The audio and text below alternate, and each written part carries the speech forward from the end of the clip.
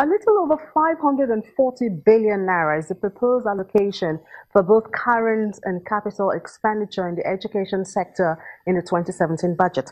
By implication, the Federal Ministry of Education is expected to adequately cater for the 36 federal universities, 25 federal polytechnics, 22 federal colleges of education, and 104 federal unity schools from this person. This is less than 10% of the total budget, which is about 7.441 trillion naira, and reawakens the call for more funds for the sector, at least to meet up with the 26% recommended by the United Nations. While inadequate funding is named as the source of stunted growth in the sector, there are other Nigerians who say otherwise. For instance, the case of the recently concluded Jamb examination and the issue of malpractice. Well, let's talk about this and other matters that affect Nigeria's education sector on this episode of Big Story. I'm John Mekwa.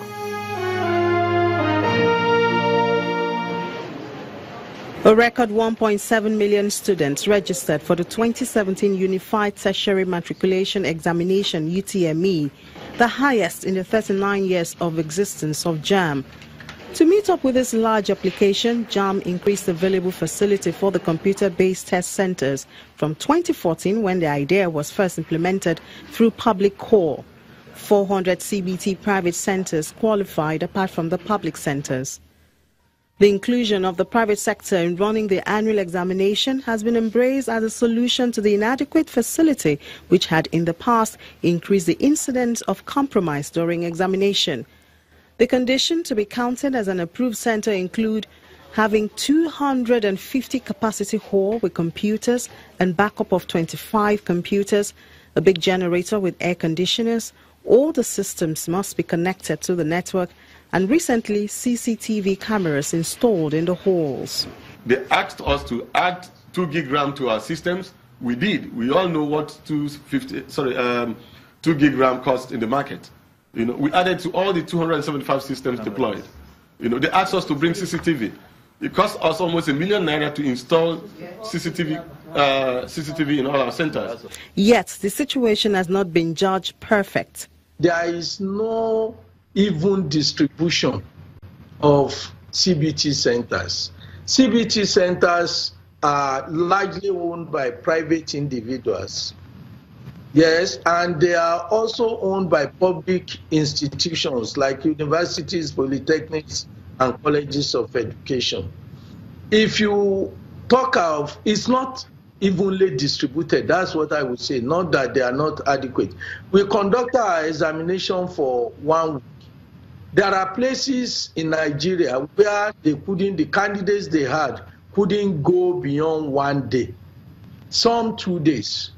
There are places in Ogun, for instance, where we couldn't even fill the vacancies for the place called Oni, for instance. The number of students we had in that place was not enough for the center, the only center we had there. We have also places in Abia, Anambra, where the examination did not go beyond 1 day. But there are places in Borno, there are places in Kano, there are places in some parts of Lagos that we had to go the whole 7 days. While the issue of even distribution of centers is still hot, the Registrar brings up the issue of credibility of the centers. I'm compelled to think that it's not just establishment of CBT centers. It must be established by credible individuals. We now have situation that crooks are now establishing, and when I say crooks, I mean crooks, people who have no standard. They are now establishing CBT centers, and they are meeting our requirements only to misuse the opportunity. The Association of Private CBT Center Owners in the country take exception to the observation of the Registrar. He deployed so many people into the examination hall. He deployed 10 personnel, the NYSC members, staff from universities and College of Education, Polytechnic and so on. He deployed civil defense, and of course from his own Jamb personnel, both retired and serving Jamb staff. He deployed them, 10 of them, plus a whole lot of other personnel that were roving from one center to the other, to monitor these examinations. Besides, he was also calling from his office. He had the CCTV we mounted in our centers, to view from Abuja. He had all these things in his hand. He had all the facilities we provided to monitor this exam. But instead of him to go through and find out who, did what he did, he went to the media to broadcast and call us names and so on. And honestly, that is not acceptable to us. Most of the issues we had largely arose from the inexperience of the people they sent to us. Technical staff. From the issues we have from there, that is where the problem comes. And if you talk about our role, he prepared this document.